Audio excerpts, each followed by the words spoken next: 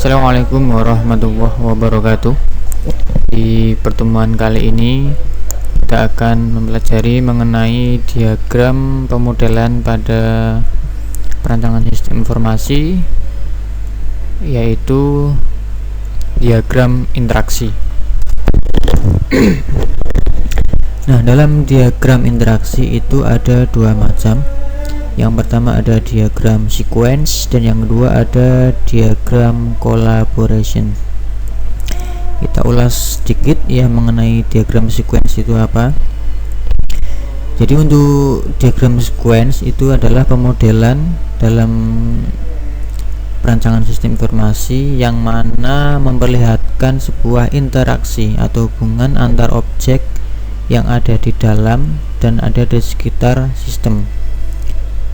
Kemudian dalam diagram interaksi itu terdapat sebuah message atau pesan yang digambarkan dalam urutan waktu, maka dinamakan dengan sequence. Itu sequential, berurutan sesuai dengan urutan waktu atau kejadian dalam sistem yang berjalan. Nah, di dalam penggambarannya jadi ada dua macam untuk sudut pandangnya ya. Jadi dari dimensi vertikal itu ada urutan waktunya.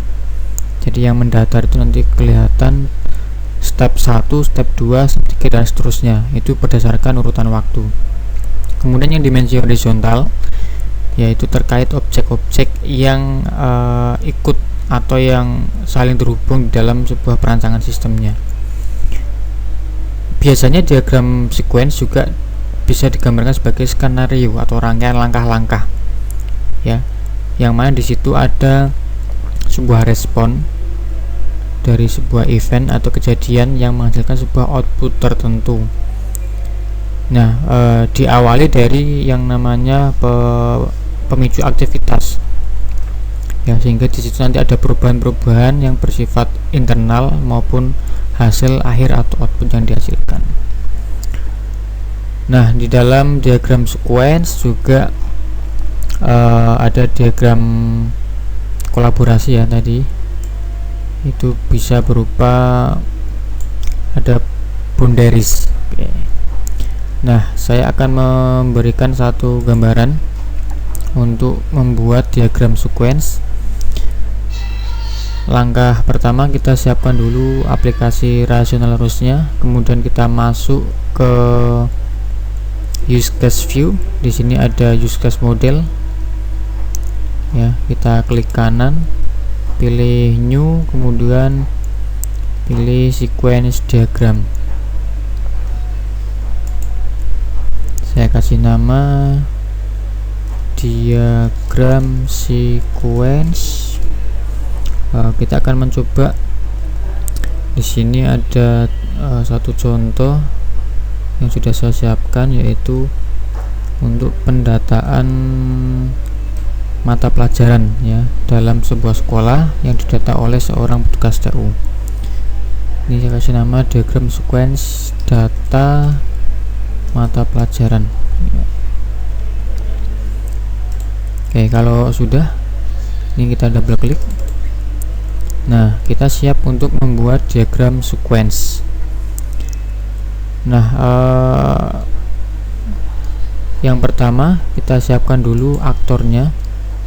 Kita masuk ke use case model. Di sini ada aktor. Ini kita drag sini. Aktornya adalah petugas TU. Oke, kemudian klik OK.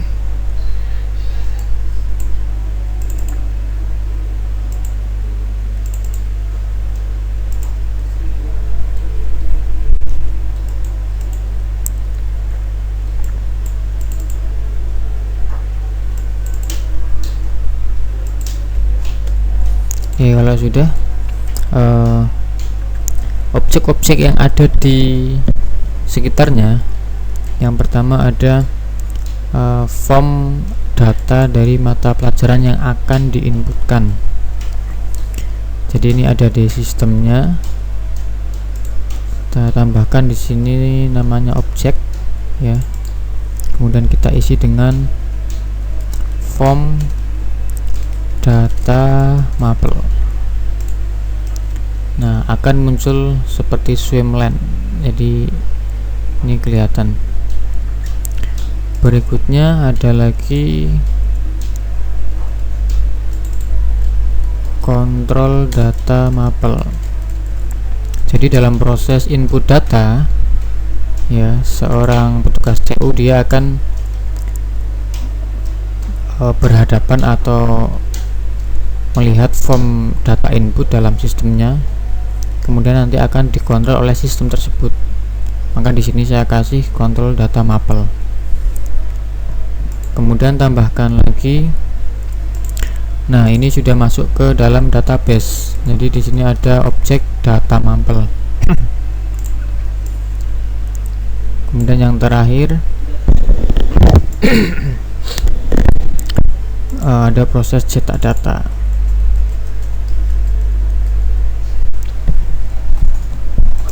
Oke, ya. Nah, ini sudah terbentuk satu aktor tugas CU dengan beberapa objek, form data mapel, kontrol data mapel, dan cetak data.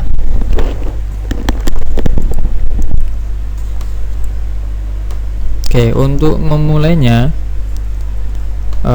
kita tambahkan namanya object message. Jadi pesan yang disampaikan atau hasil dari pemicu sistem yang terjadi di sini. Ini pakai object message, kita arahkan dari petugas CU ke form data mapel. Ya, tambahkan message-nya menggunakan teks. Di sini apa yang dilakukan, ya? Seorang petugas memasukkan ID atau kode mapelnya.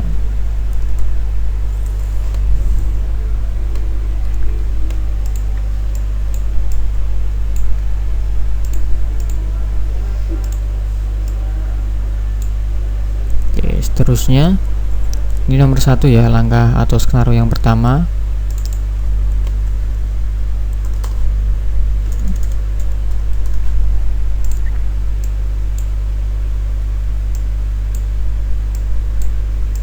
Kemudian berikutnya, setelah memasukkan kode mapel, ya, maka di sini antara form inputnya dengan kontrol data juga ada pesan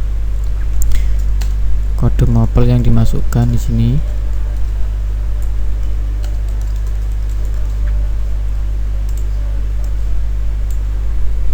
Kemudian untuk message seterusnya, ya, dari kontrol data mapelnya akan dimasukkan ke dalam database data mapel.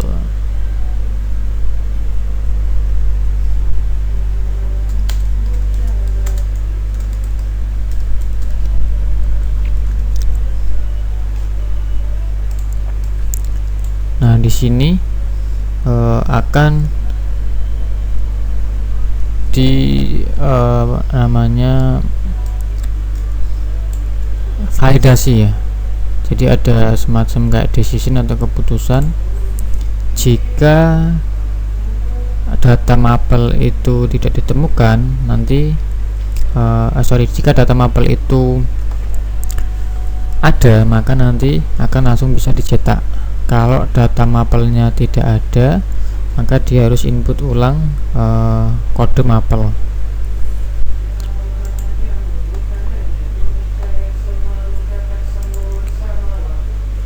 Oke, kita tambahkan di sini ada message to self, ya. Cetak data mapel.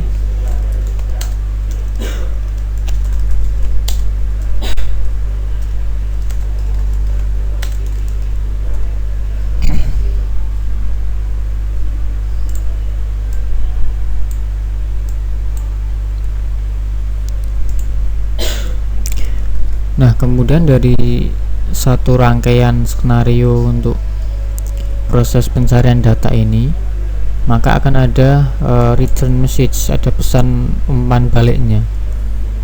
Ya, di sini umpan baliknya langsung muncul di objek form data mapel bahwa data yang dicari itu kodenya telah ditemukan. Nah, ini menyampaikan pesan di awal nih.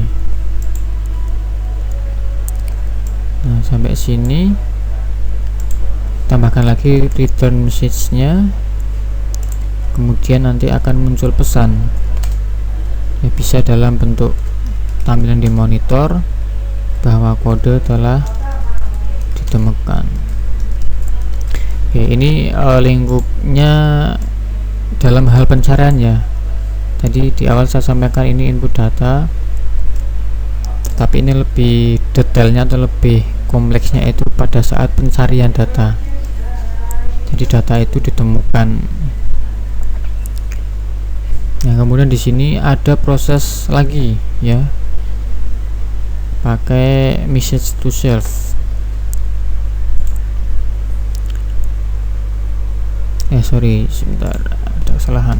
Nah,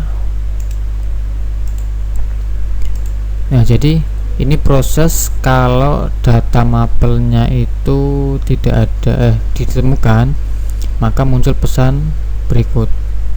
Kemudian dari data mapel ini bisa melakukan cetak ya, karena kan datanya ada, maka bisa langsung dicetak datanya. Maka di sini urutan ke-7 cetak daftar mapel.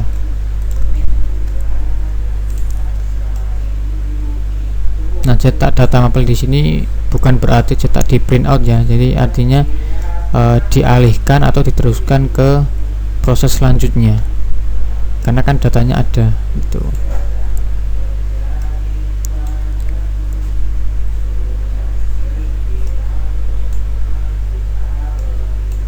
Oke, kemudian nanti di sini tambahkan lagi masukkan ulang. Nah, artinya ada proses yang terjadi lagi. Jadi misal mau mencari data lain ya, jadi ada proses masukkan ulang.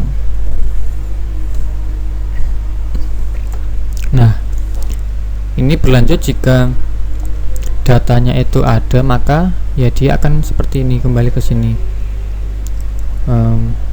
memunculkan kode yang sudah ada. Nah, jika kodenya tidak ada atau belum diinputkan, maka di sini akan muncul return message ya, pesan umpan balik. Nah, berarti yang ke-9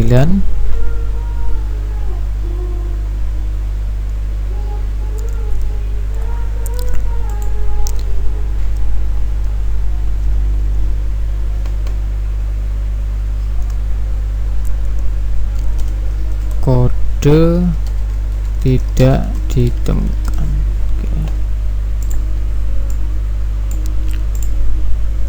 Lagi di sini muncul return message ada pesan bahwa kode tidak ditemukan ya. Nah, sampai sini nanti ada proses lagi. Kalau kodenya tidak ditemukan, maka harus diinput dari awal ya, dimasukkan data lagi. Nah, tambahkan objek message di sini, langsung input data ke database-nya.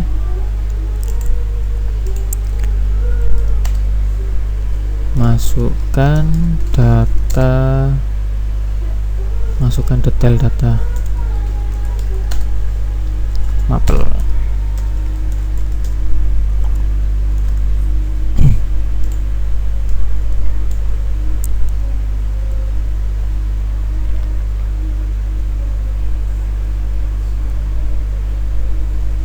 Ya, kemudian di sini ada proses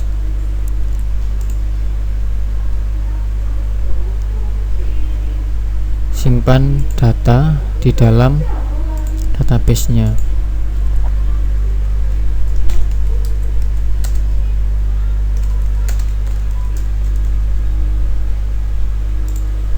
Nah, kemudian ya setelah tersimpan maka bisa dicetak atau bisa dimunculkan ke sistem atau ke bagian lain. Cetak daftar cetak data mapel. Nah, oke, jadi seperti ini proses pembuatan diagram sequence untuk pencarian data mapel. Demikian dari saya, kurang lebihnya mohon maaf. Assalamualaikum warahmatullahi wabarakatuh.